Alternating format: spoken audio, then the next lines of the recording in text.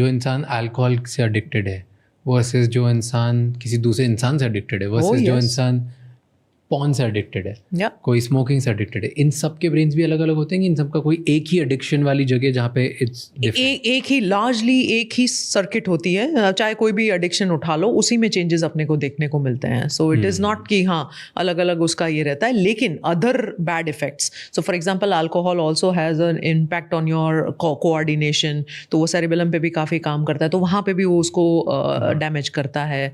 अब जैसे for example people who consume cocaine, then a certain part of the chemicals, because receptors होते हैं तो वो connect होते हैं, chemical reaction होता है, तो वहाँ पे भी वो receptors को modulate करता है.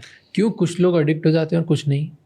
Again the same thing, you know, but that initially when the frontal cortex is not well developed they get into it. और इसमें क्या होता है ना, see there was a very nice study which was done on smoking. क्या एक cigarette आप कभी लेते नहीं हो, पिलाई जाती है ना, ऐसा बोलते हैं, तो once you start having that cigarette this of it, there is an area in the brain which is talking about the harmful effects of it.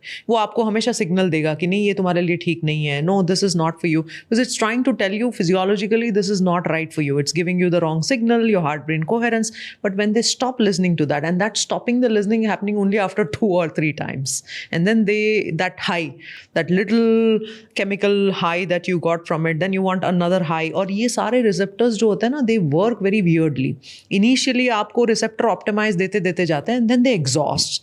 So the entire way it forms is आपने पहले तो पूरा सारा वो ले लिया, but now the craving is not, initially the craving was psychological, then the craving becomes chemical, then it becomes physiological.